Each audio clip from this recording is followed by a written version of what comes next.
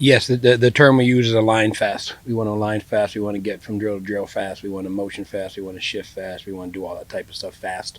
And I think, like I said to people, part of the fit between myself and Coach Silverfield when we were talking prior to the hire was that was the pace and that was the tempo and that was a philosophy here, which is a philosophy that I believe in and I like to carry as well. So that's how we want to play. So I thought day one the pace was good. The pace can always get better. And I don't not to be miscued of the pace doesn't mean snap the ball 5 seconds into the play clock every time. The pace means we are getting a signal, we are getting lined, we are shifting fast, we're motioning fast, we're doing all type of stuff fast, and then we'll snap the ball when the quarterback's ready to get the ball snapped. So Tim, obviously you mentioned that this is kind of a new day for everybody, but for you kind of being a new coordinator here, like what's it been like for you just kind of getting used to how things are done and just getting used to being out there, obviously with this group in person? Yeah, you know what? It's great. It's been 2 months to yesterday, basically, that I officially was hired here. So it's been good to be around and learn the system, get with the coaches and watch, and talk and put our system together.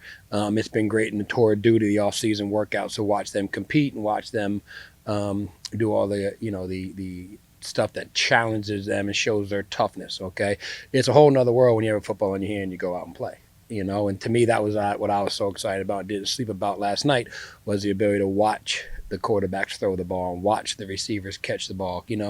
I watched the film from last year, of course. I talked to the coaches when I came in here, of course, as to who they are. But until you see it yourself, until you see it live yourself, until you see a kid make a mistake and then what he does after he makes that mistake, you don't really get to know the team that way. So today was exciting for me. It was a learning experience for me, but one day it doesn't isn't a true evaluation. It's going to go through 15 spring practices, summer, 29 fall practices, and then be ready to roll. But it was good to be out there coaching football. I'll tell you that, man. How does it go from like the first, for you as a coordinator, what do you look for kind of these first few practices without, a lot of equipment on guys out there kind of just getting through the system? What are you looking for to see to kind of try to get that first maybe evaluation, I suppose? Well, the main thing you want to do and what spring practices are for and why we practice in general, I should say, is, and don't take this the wrong way, but you want to see a kid make a mistake and you want to see how the kid bounces back from that mistake.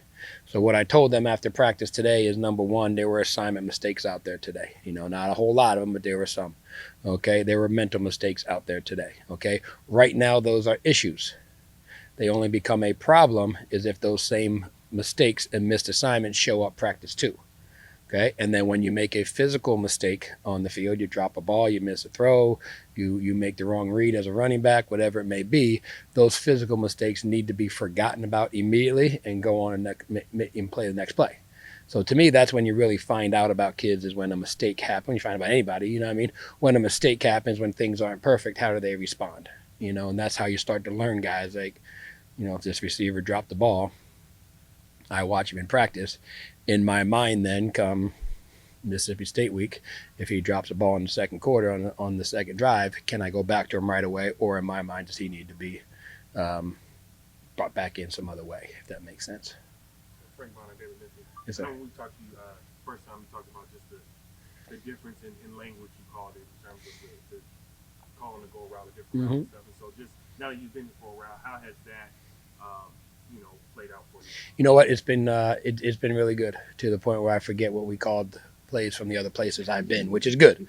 I'll look at the quality control coach who came with me from the other place, and it's like, what did we call that last year? Which is good, you know what I mean? So the terminology is there, the understanding of it is there, and it's a ongoing process. It's one thing to be able to, like I tell the quarterbacks in the meeting, it's one thing to be able to read it off card and have it visualized in my mind.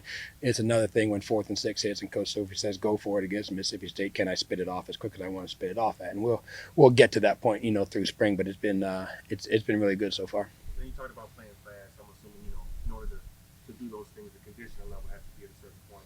Where do you feel the conditioning level at? Yeah, I thought they were really good today.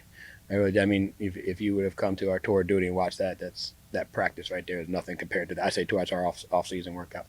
If you'd have come to that practice right there is nothing compared to what we do here. You know what I mean? Of 40 minutes of straight nonstop full speed stuff. I always say no matter how fast you play in a game of football, you have to find time to catch your breath and go. You have 6-7 seconds at least between plays to get that done. So, the conditioning level was great. I thought the tempo was good today. Tempo will never be where it needs to be when you get to that point, but overall it was a good first day in that sense. Coach, one for me, John, TigerSportsReport.com.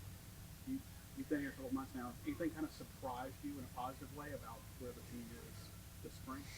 You know what? The thing I like most about this, I don't know if I say most, the thing I really like about this team right now is the camaraderie.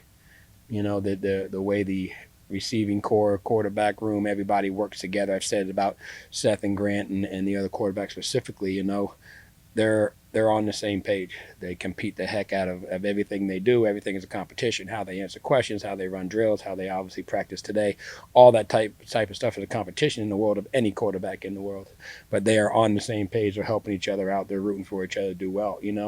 I haven't seen, obviously the pads aren't on yet and tempers are going to fly, but there isn't a split offense defense, which some programs I've been associated are. They understand, and Coach Silverfield has forced his team to understand that we are going to battle the heck out of each other, compete out of each other, hit every day of spring practice, but we're all in it for the same goal. And that's what I've been most pleased with, because I think that's the stuff that helps you win football games. I think if it's the other way around, then you get a split in the team and split in the locker room. That's a bad deal. So I have seen none of that here so far.